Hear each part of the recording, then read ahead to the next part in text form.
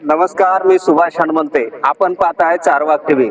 मित्रांनो, महाराष्ट्रामध्ये सध्या अवकड वर्गीकरणाच्या संदर्भाने अतिशय मोठं वादंग उठलेलं आहे. एका बाजूने वर्षानुवर्ष अनुसूचित जाती समूहाला दिल्या जाणाऱ्या आरक्षणामध्ये अवकड वर्गीकरण करून वंचित घटकाला न्याय द्यावा अशी मागणी वर्षानुवर्ष होत असताना दुसऱ्या बाजूने याच्या विरोधामध्ये सुद्धा तेवढ्याच तीव्रतेने प्रतिक्रिया येताना दिसतात.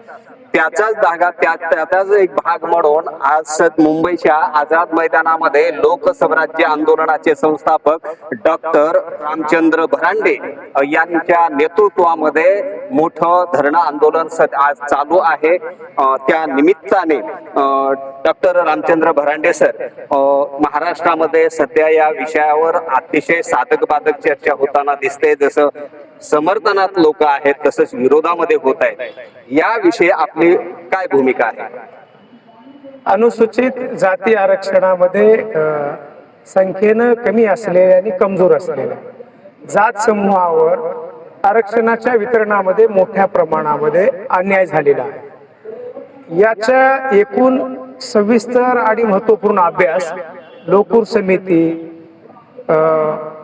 लहुजी साळे अभ्यास आयोग, लोकूर समिती पुण्या सरकारने स्थापन केली. थोडस महाराष्ट्राच्या सर्वसामान्याला जनतेला समजेल अशा पद्धतीने थोडं त्याचं बारकाईने विश्लेषण केल्यास बरं होईल. लोकूर समिती तत्कालीन केंद्रामध्ये काँग्रेसचं सरकार होतं आणि या काँग्रेसच्या सरकारनं स्थापन केलेली होती.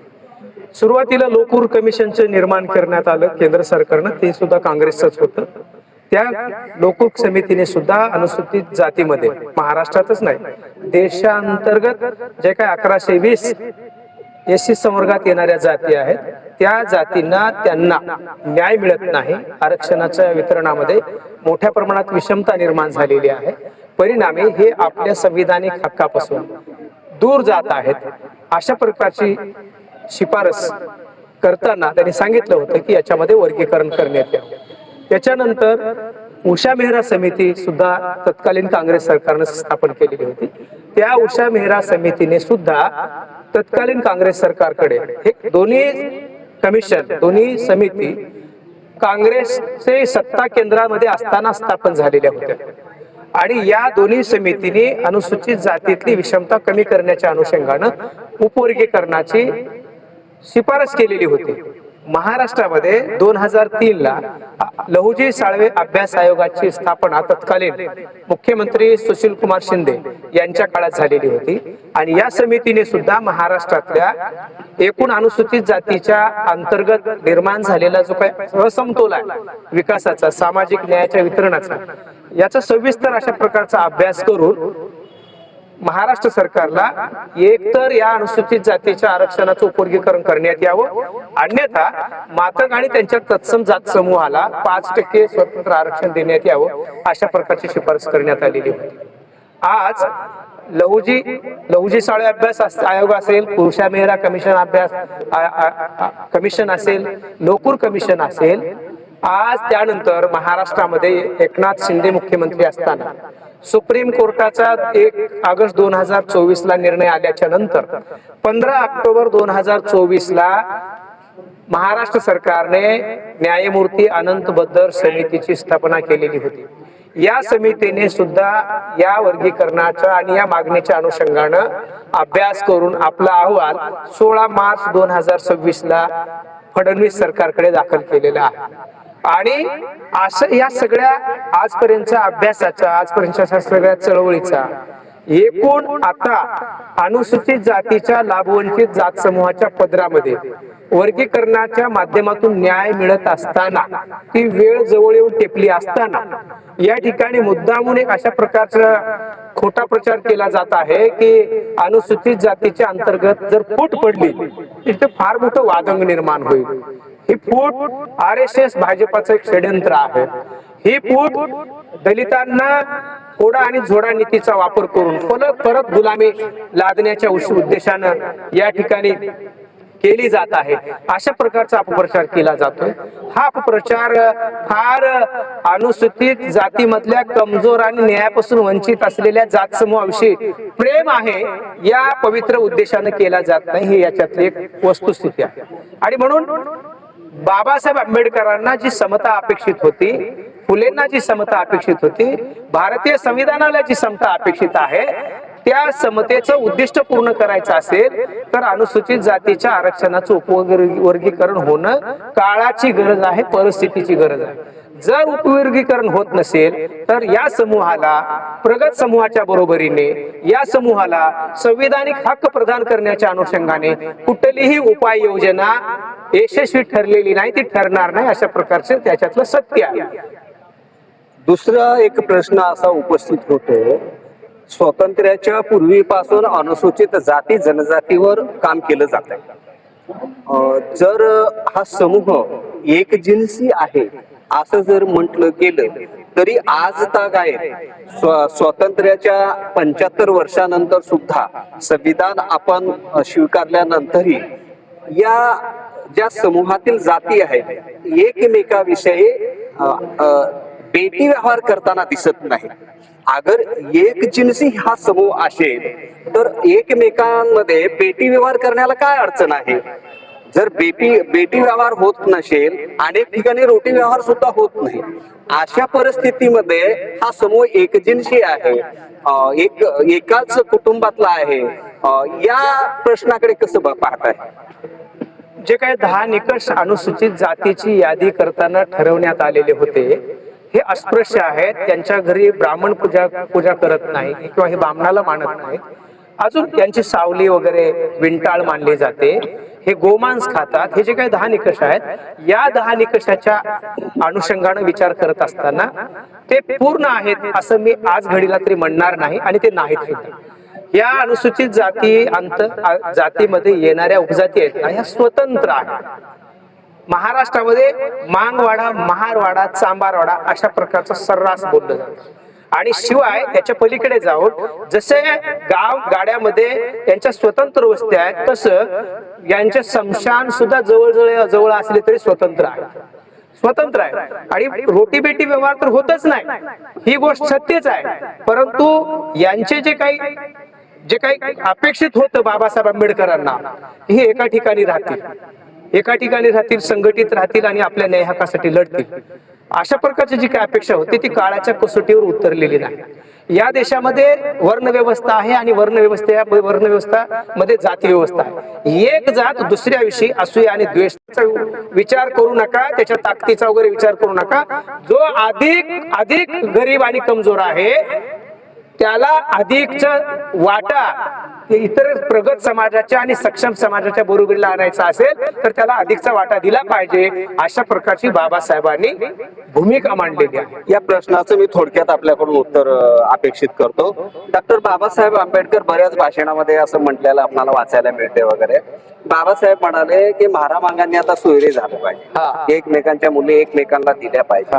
हे बाबासाहेबांनी तेव्हा सांगितलं 1950च्या अगोदर. बाबासाहेब 56 ला गेल्यानंतर या आज ताग आहे.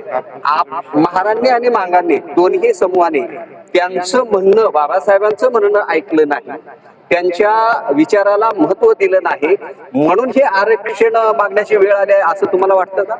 नाही, तसं अजिबात नाही. बाबासाहेबाला आपण मानतोच, बाबासाहेबांच्या विचारावर चालण्याचा प्रयत्न करतो. एक तुम्हाला उदाहरण देईन सर. प्रेम विवाह होतात, डीएडचा मुलगा डीएडची मुलगी, इंजिनियर मुलगा इंजिनियर मुलगी, डॉक्टर मुलगा डॉक्टर मुलगी, काही प्रमाणामध्ये विवाह घडून येत असतानाचे दिसतात. ते जात त्यांच्या डोळ्यासमोर नसते, पेशा असतो. बरोबरीचं स्थान, बरोबरीची भावना, काय म्हणू त्याला, क्षमता, क्वालिफिकेशन, पात्रता, हे निकष डोळ्यासमोर ठेवून अशा प्रकारचे विवाह होत असताना दिसतात. त्या विवाहाचं आपण समर्थन केलं पाहिजे. परंतु जाणीवपूर्वक मुद्दामून बाबासाहेब म्हणाले होते की मला जर एक मुलगी असली असती ते मी मांगायला दिली असती, परंतु असं होताना दिसत नाही. माझा प्रश्न तोच आहे, जर असं झालं असतं तर हे आरक्षण मागण्याची वेळ आली नसती का? नाही, त्याच्या अगोदर या संवर्गामध्ये असलेला शेवटचा जो माणूस आहे ना, त्याच्यासोबत बाबासाहेबाच्या पातळीवर बाबासाहेब ज्या दृष्टिकोनातून व्यवहार करत होते, बाबासाहेबांनी 13-14 परिषदा घेतल्या, बाबासाहेबांना ही सगळी माझी माणसं आहेत. जर महारांकडून मांगांवर आणि भंग्यांवर अन्याय होत असेल असं माझ्या निदर्शनास आलं तर मी मांग आणि भंग्यांची बाजू घेऊन महारांच्या विरोधात लढायला उभं टाकेन. हे बाबासाहेबाचं कोटेशन आहे. हे बाबासाहेबाच्या ठिकाणी ग्रेट आहेत. बाबासाहेबाच्या अनुयायी म्हणून घेणारा जो काही वर्ग आहे तो बाबासाहेबाच्या विचाराचं वर्तन करत नाही, ही वस्तुस्थिती आहे. बाबासाहेबाला अपेक्षित असलेली भूमिका पार पाडत नाही, ही वस्तुस्थिती आहे. आणि बाबासाहेब ज्या प्रेमानं बंधुभावानं शेवटच्या माणसाकडे पाहत होते, त्याच्यातला बंधुभाव, त्याच्यातलं प्रेम इथे वजा आहे. आम्ही शेवटच्या भावाला भाऊ म्हणून पाहण्यासाठी तयार नाहीत. त्याला पुढे घेऊन येण्यासाठी जो काही आधार द्यायला लागतो, विश्वास द्यायला लागतो, आपल्या वर्तनात जी काही प्रामाणिकता असायला लागते, ती विश्वासार्हता बाबासाहेबांच्या अनुयायांमध्ये आहे असं जर मी म्हणालो तर काही लोक याचं वादंग निर्माण करण्यासाठी उपयोग करतील. परंतु कितीही नाकारलं ही वस्तुस्थिती आहे. आम्हाला अपेक्षित काय आहे? आम्हाला बिलकुल वेगळं होण्याची इच्छा नाही. इथं अन्याय अत्याचार होताना मांग मार म्हणूनच मारलं जातं. खून बलात्कार होताना इथे मांग मार म्हणूनच या ठिकाणी वागणूक दिली जाते. हे जरी खरं असलं तरी प्रगत झालेल्या महार बांधवांच्या बरोबरीनं येण्यासाठी आणि इथल्या मनोवादी व्यवस्थेच्या विरोधात लढण्यासाठी मातंगाच्या आणि भंग्याच्या, मादग्याच्या, मांगारोडच्या हातात अधिकाराचं जे शस्त्र आहे ना, ते देणार आहात की नाही तुम्ही? त्याला या व्यवस्थेच्या विरोधात लढायला लावणार आहात की नाही? ही लढाई एकट्याची नाही, ही समतेची लढाई आहे. बाबासाहेबांच्या विचाराची लढाई आहे. संविधानाच्या अनुषंगानं इथे जी काही न्याय प्रस्थापित करणारी लढाई आहे, ती न्याय प्रस्थापित करायचं असेल तर साधनाचं, संसाधनाचं, अधिकाराचं वितरण समान पातळीवर झालं पाहिजे. तेव्हा शेवटच्या माणसाच्या ठिकाणी बळ येणार आहे, ही वस्तुस्थिती आहे. आज आता शेवटच्या भागाकडे आपण जातोय. बौद्ध बांधवांचं असं मत आहे, तुम्हाला शिक्षण घ्यायला कोणी हात दाबून धरले होते का? सर्वांना समान पातळीवरती व्यवस्था होती. तुमची आमची व्यवस्था स्वातंत्र्याच्या नंतर समान होती. तेव्हा तुम्ही शिक्षण घेतलं नाही, अंधश्रद्धेमध्ये अडकून पडलात. आम्ही शिक्षण घेतलो, आमची जास्त प्रगती झाली, मग आम्ही तुमच्या हिशाचं खाल्लं असं कसं म्हणताय?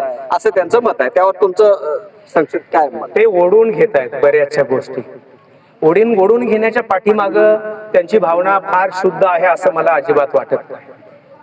महाराष्ट्रातले जे बी काय अभ्यास झालेले आहेत, केंद्रातले जो काय अभ्यास झालेला आहे, त्याचा स्पष्ट अशा प्रकारचा निष्कर्ष आहे.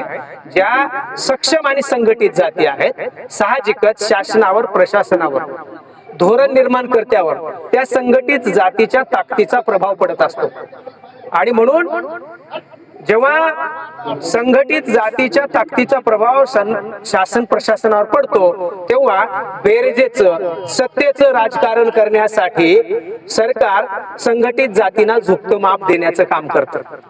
त्यासोबतच ज्या काही कमजोर जाती आहेत, अल्पसंख्याक जाती आहेत, असंघटित जाती आहेत, शिक्षणाच्या पातळीमधला टक्का कमी असलेल्या जाती आहेत, या जातीच्या उत्थानासाठी सरकार सुद्धा भूमिका बोटचेपी घेत असते, सोयीची घेत असते. ही वस्तुस्थिती सुद्धा आपण जाणून घेतलं पाहिजे. शेवटचा प्रश्न असा आहे, महाराष्ट्र सरकारला काय सांगाल या माध्यमातून?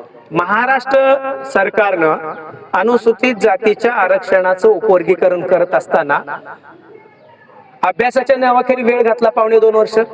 बार्टीच्या नावाखाली बार्टीच्या माध्यमातून एक समिती स्थापन केली. आता हा न्यायमूर्ती आनंद बद्दल समितीचा अहवाल दाखल होत असताना त्याच्या पूर्वी त्याच्यामध्ये एक नमूद नोट आहे की बद्दरकडे तक्रारी द्या, बद्दरकडे तुमचं म्हणणं मांडा, बद्दरकडे अर्ज करा, सरकारकडे करू नका. हे मुख्यमंत्री देवेंद्र फडणवीसांचे स्टेटमेंट आहे.